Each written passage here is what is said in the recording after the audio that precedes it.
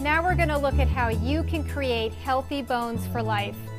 You know, the National Institutes of Health has said that 10 million people currently have osteoporosis, and that 8 million of these are women. Another 34 million people actually have low bone mass, which is called osteopenia. So I want you to learn the things that you need to create good, healthy bones for life. And at the Women's Optimal Health Seminar, I gave a lecture to a group of women to give them those tools, and I want to share that with you today. Bones are dynamic living tissue, constantly changing. Osteoblasts, just think of it as the bee. It blasts new bone, creates new bone. Clasts, I always think of it as I just think of it as taking away. No mnemonic there. If I got the blast, I've got the clasts. Risk factors of osteoporosis, I think we're all pretty familiar with these. Family history is pretty strong. There can definitely be genetic material there. Now, one of the things that I did put into your pamphlet was a DNA test, and it's called, one of it's called a detoxification genomic testing. You can do a DNA test to see if you're at high risk for osteoporosis, okay? These tests are really, really cool. You can test how well you detoxify estrogen based on your genetic material. I mean, this is pretty cutting edge stuff. You can also test how well your liver detoxifies certain drugs, how well it doesn't, and which drugs push the pathway that you may not even have, and that's why you may end up being reactive to certain groups of pharmaceuticals and you can't understand why. Like, why can everybody else take this drug and I can't? Okay?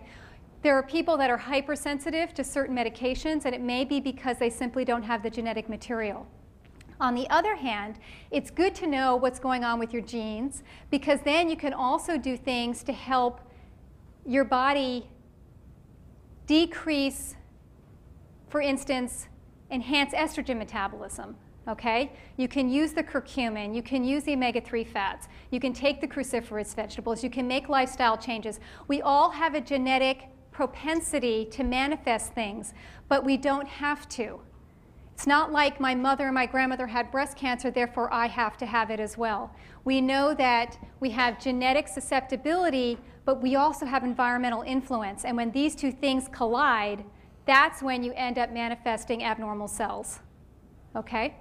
But this genetic testing is very neat. I put in your packet something that says stop. You can go ahead and read inside, you know, what that's about. The tests aren't too expensive.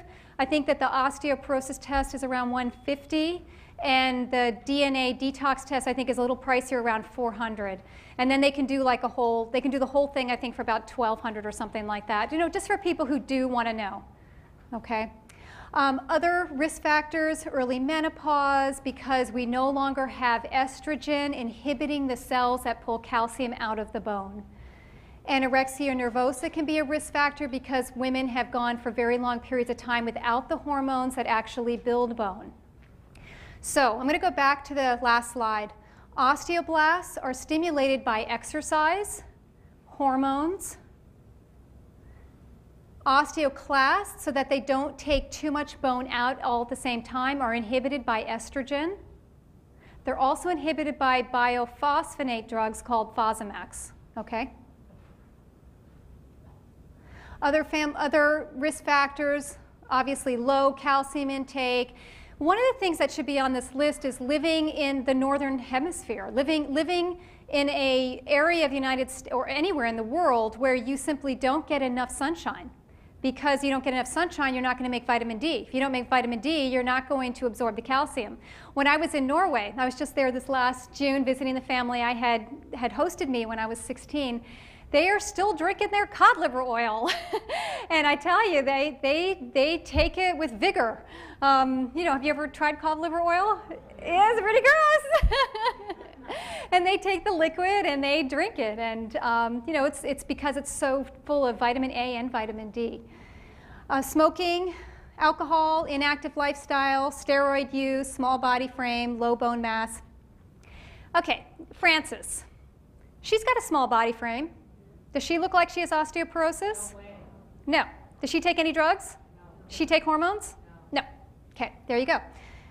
History of bone fracture after 50, that could be a sign potentially that you have weaker bones.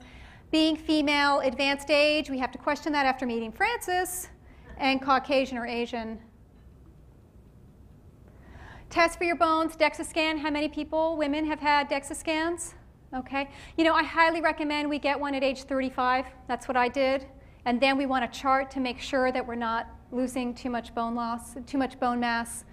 I know that the standard is to have one after age 60, but I really think you're waiting too long. I think you should get a bone test as soon as possible. In fact, everyone in this room I can see should have one.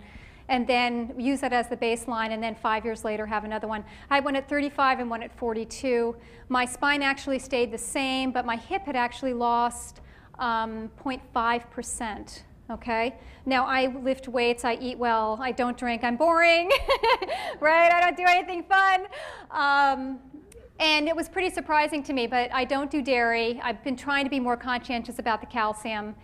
And one thing you need to know, and this isn't in your notes, your spine is very sensitive to changes in hormones. Your hip is very sensitive to changes in calcium. Okay? Your hip is made up of mostly cortical bone. It's 50% cortical, 50% trabecular. Spine is primarily trabecular. Trabecular is sensitive to hormones. I'm going to say that again. Hip is very sensitive to changes in calcium. The spine is very sensitive to changes in hormones. Okay? And this is important when you start to look at your test results and trying to figure out what's going on here. Okay, for me, clearly it's not a hormone thing. Probably I need more calcium. So now I've amped up the vitamin K. I've amped up the vitamin K2. Vitamin K2 we'll be talking about from natto. Helps to increase bone density and quality, increase the D, as well as increase the calcium. 25-hydroxy vitamin D is a blood test. We want to make sure that your test results show 20, at least 20 or greater. Okay? Many women fall short of that, and then they need to take more vitamin D. A Purilinks test tells us how much calcium you're losing specifically in your urine. And the DNA genomic test I already mentioned. What does your DEXA scan mean? Well, normal is bone density from 0 to -1. Osteopenia means thinning of the bone is -1 to a -0.2. Osteoporosis is -0.2 to and onward. Okay, here's the deal. Why is it that every one of my patients over 50 has osteopenia? I mean, maybe there's an exception here and there, and that exception might be because they have osteoarthritis, and osteoarthritis makes their bones look denser.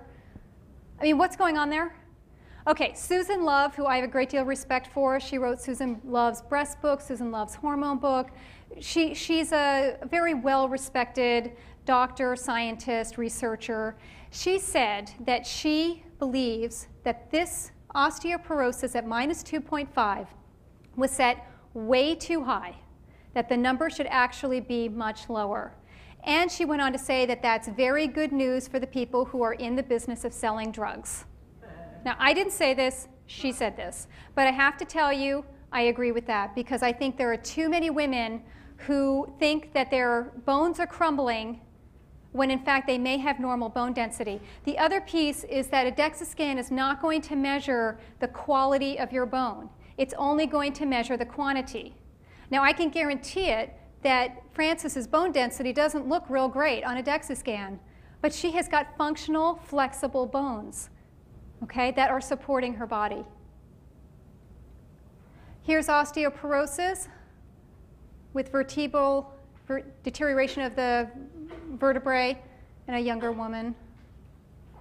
Here's porous bone. I mean, this is a real thing. I'm not saying it's not. I'm just saying that this test has only been out for the last 10 years. And lo and behold, Fosamax, the drug to treat this condition, has also only been out for 10 years. Okay? And we don't know what kind of quality bone you're creating when you do take drugs like Fosamax to prevent bone loss. Things that we can do to prevent osteoporosis are exercise, diet, nutritional supplements, and when needed, pharmaceutical interventions. Those people that need to be on this is when they're stuck between a rock and a hard place, because we don't know, we don't have long-term studies on these drugs.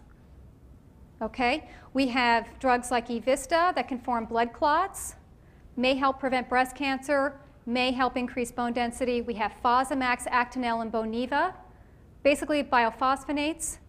Okay? We don't know what the long-term consequences are. We don't even know how long women should take them. We don't know. And Dr. Michael McClung, who is a leading researcher in osteoporosis back in 2000, he said, quote unquote, he would not put his patients on estrogen, which suppresses the cells that pull calcium out of the bone, plus Fosamax for any greater than 1 year. Why would he not do that? Any ideas? You oversuppress the cells that pull calcium out of the bone, means that the cells that pull calcium in the bone can't work.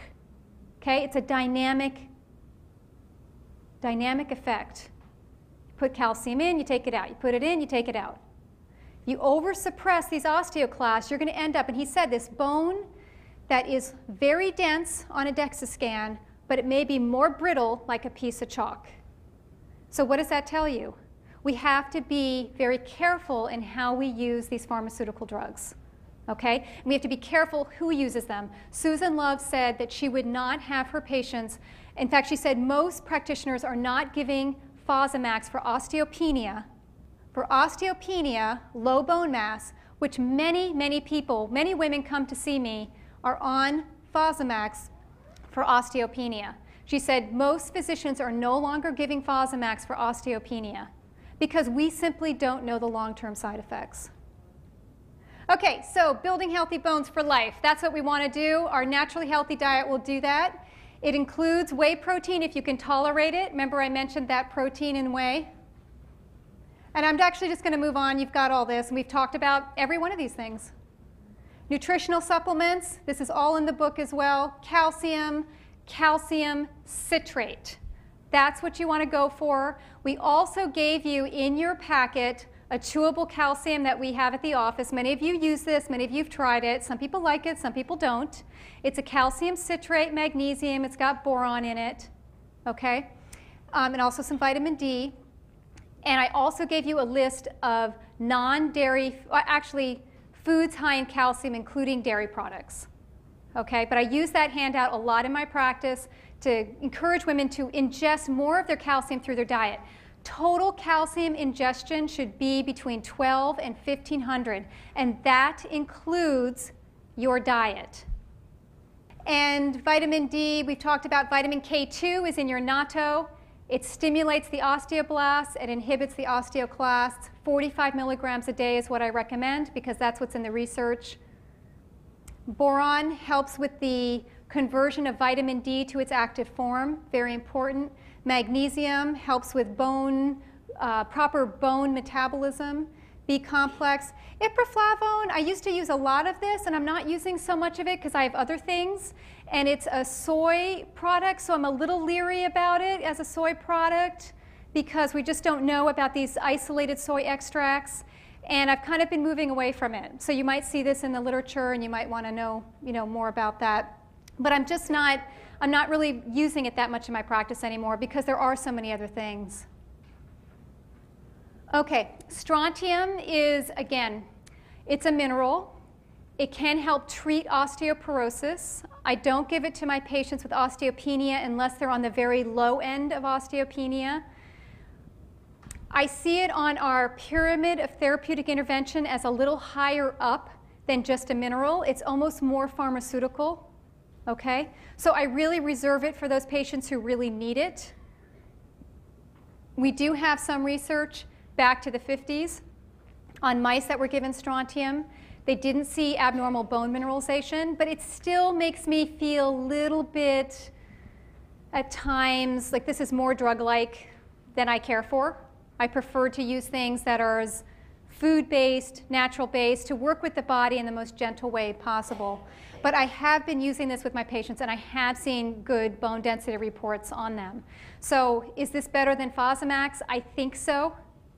Okay, in terms of whether women should take Fosamax or not. Hormones in your bones, I think we've covered this pretty thoroughly. Natural progesterone, although there was a lot of books that came out saying that natural progesterone can increase bone density, unfortunately, nobody's been able to duplicate the results in those books and by those authors. So it has an osteoblastic effect. It does seem to be a bone promoter, bone health promoter. I mean, progesterone clearly plays a number of very important roles, but you know, I can't say that absolutely it does. Is estrogen a safe bone builder? At this point, we don't think so because of its potential adverse effects. DHEA does seem to build bone, but again, it can convert into estrogen. But I do think that in low doses, and for women who are adrenal fatigue, and for women who are gaining weight, and for women who are using it wisely, meaning like 4 to 8 milligrams a day, it could play a role. Testosterone is definitely a bone builder. Okay, a lot of women are using that also for libido. And then growth hormone. Does anybody here think growth hormone is a good thing? Wow, you guys are smart. You're right. Yeah, it's not a good thing. If you take growth hormone, you're potentially increasing the proliferation of cancer cells. It increases IGF-1 and cancer cells. High amounts of cancer cells have been associated. No, cancer cells have been associated with high levels of IGF-1. So I do not recommend growth hormone unless, I mean, if I were 90 and I didn't look like Frances and I had a pretty crummy life, you know, what the heck? You know, maybe I would do it.